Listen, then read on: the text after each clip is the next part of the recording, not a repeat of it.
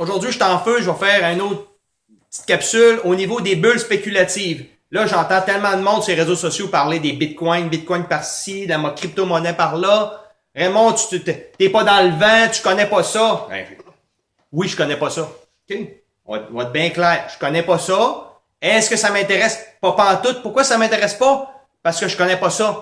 J'ai pas le temps d'investiguer là-dessus. Est-ce que un jour j'en aurai? Peut-être. Aujourd'hui, est-ce que c'est le temps d'acheter ça? Ben, on va regarder les bulles spéculatives. On va regarder quand est-ce que c'est le temps d'acheter. Quand le chauffeur de taxi puis les assistés sociaux commencent à en acheter, c'est plus le temps d'être là. Et moi, j'entends tellement de monde. Là, quand tout le monde en parle, c'est le temps de vendre. C'est pas le temps d'acheter. C'est un principe. Quand tout le monde en parle, c'est le temps de, les gens sérieux, bien informés, ils vendent là. Alors, on va se parler des bulles spéculatives. Ça va vous aider à comprendre quand est-ce qu'il faut vendre, quand est-ce qu'il faut acheter. Pourquoi que, est-ce que j'achèterai ça de la crypto-monnaie un jour? Peut-être que oui, mais pas là. On va attendre que ça plante avant.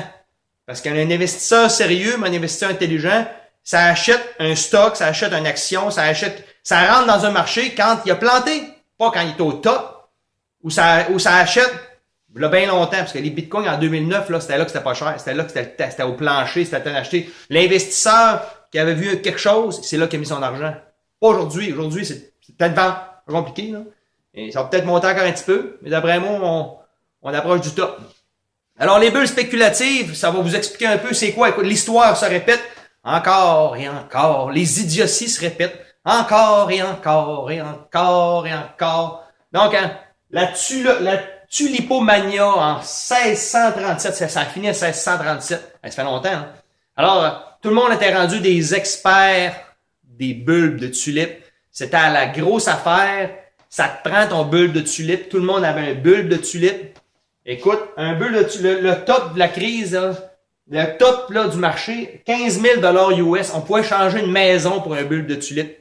Quand ça a eu craché en 1637, du jour au lendemain, là, écoute, le bulbe de tulipe valait même pas la valeur du pot qui était dedans pour le faire pousser. Alors, tu sais, vous comprenez que 15 000 US, prix d'une maison, il y a des gens qui ont tout perdu là-dedans. Fait que, il y a les professionnels encore, tu sais, je vais répéter cette petite phrase-là. Les professionnels ont fait de l'argent dans le dossier, puis les amateurs en ont juste perdu, ils ont tout perdu, eux autres. C'est malheureux, là, mais c'est ça. Alors, la tulipomania. Deuxième bulle spéculative très importante, la bulle des technos japonaises, là, made in Japan. Tu sais, au début des années 80, tout le monde tripait sur le Japon, c'était la grosse, c'était la big thing. Mais tout était made in Japan quasiment. Je me rappelle, là, quand j'étais jeune, là, écoute, toutes les boîtes qu'on recevait à la maison, c'était made in Japan. Alors, quand est-ce que ça s'est effondré? Ça a commencé à s'effondrer. Le top du Nikkei, 39 000 points. La chute fut vertigineuse. Lente, mais vertigineuse. Puis elle a jamais, ça a chuté pendant plus de 10 ans. Alors, le Nikkei est parti à 39 000 points. Tout le monde investissait dans la technologie japonaise, les compagnies japonaises. Tout le monde capotait là-dessus. Tout le monde était les experts des compagnies japonaises. Puis là, ces experts-là sont où? Ils sont bye-bye, ils sont plus là. Les experts, les pseudo-experts, les experts sont encore là, mais les pseudo-experts, eux autres, sont plus là, c'est certain. Ils n'ont plus de maudit temps. Alors, 39 000 points, puis un petit peu après les années 2000, 10 000 points. Aïe, hein? Une contraction de 4 fois. 4 fois la contraction. L'économie japonaise, c'est pas encore relevé de ça. L'économie japonaise, là, est complètement écrasée, là, depuis ce temps-là. C'est de même. L'économie japonaise, là, elle fait du sous-marin depuis ce temps-là. C'est malheureux, là. Mais, tu sais, ils ont d'autres problèmes économiques, là. Mais, vous voyez, c'est quoi une bulle économique quand ça pète? Ça fait mal. Il y a des gens qui perdent beaucoup. Autre bulle, la bulle Internet, du .com, début des années 2000. Écoute, le Nasdaq, c'est là pas mal. La majorité des titres technologiques se transigeaient au Nasdaq. Le Nasdaq 1996, 1000 points. En 2000, tu peux dépasser 2000, 5000 points. Donc, de 1000 à 5000 en l'espace de 4 ans. Wow! Quelle montée! Tout le monde était rendu un stockbroker. Tout le monde était dans la technologie. On achetait ça là-dedans. Wow! J'étais un pro. Il y en avait des pros là-dedans, là. Des pseudo-pros, comme d'habitude. Toujours la même chose. Puis, octobre 2002, donc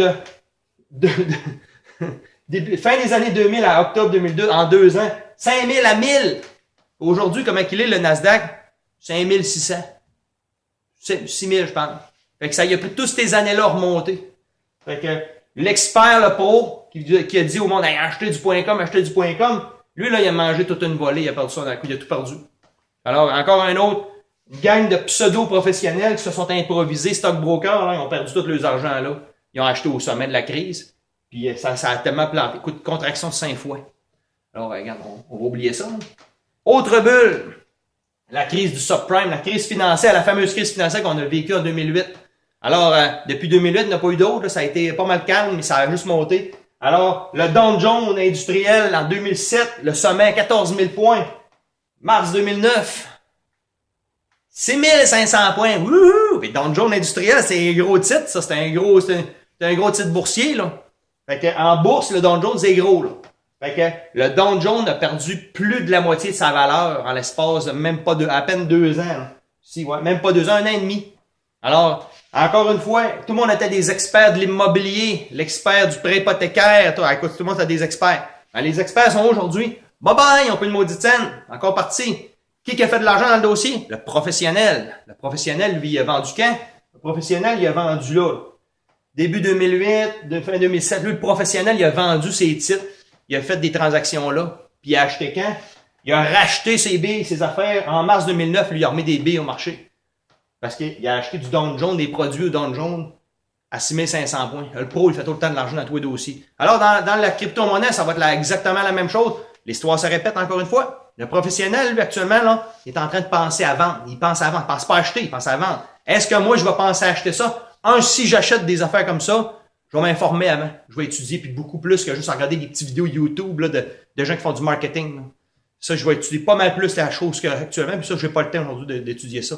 Mais je peux vous dire que si je fais juste penser en frais d'investisseur, je n'achèterais pas aujourd'hui, juste avoir des chiffres de même. Quand je suis un investisseur d'avoir des chiffres de même, tu n'investis pas aujourd'hui, tu attends que ça plante. Fait qu'attendez que ça plante, vous allez voir que l'histoire se répète de toute façon. C'est pas moi qui le dis, là, ça a toujours été ça depuis l'aube des temps. Bonne journée!